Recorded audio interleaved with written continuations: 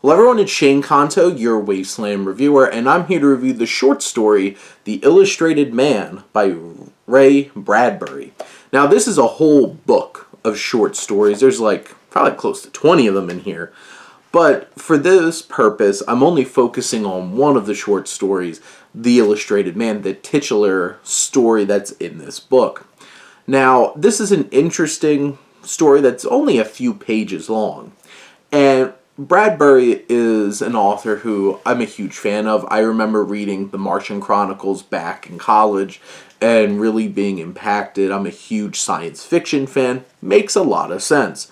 This story is interesting because it tells a story of somebody very different.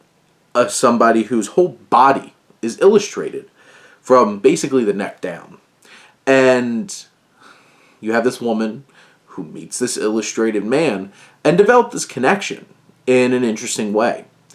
Based through this conversation of maybe a little bit of sympathy as the illustrated man discloses that he basically nobody will hire him.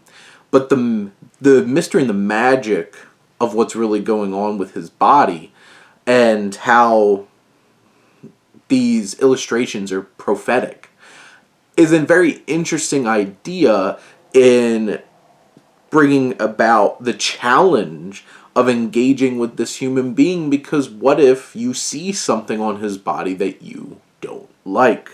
And this short story, with not a ton of actual content to it in terms of pages and how long it is, gets to the point of one very shocking moment that really brings a whole lot of anxiety and fear to the surface.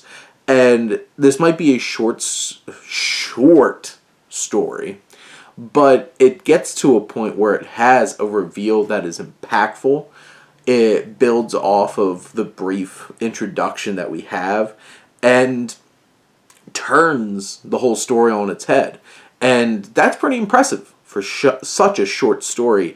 And I think Bradbury does a fantastic job of building that tension up to that very moment.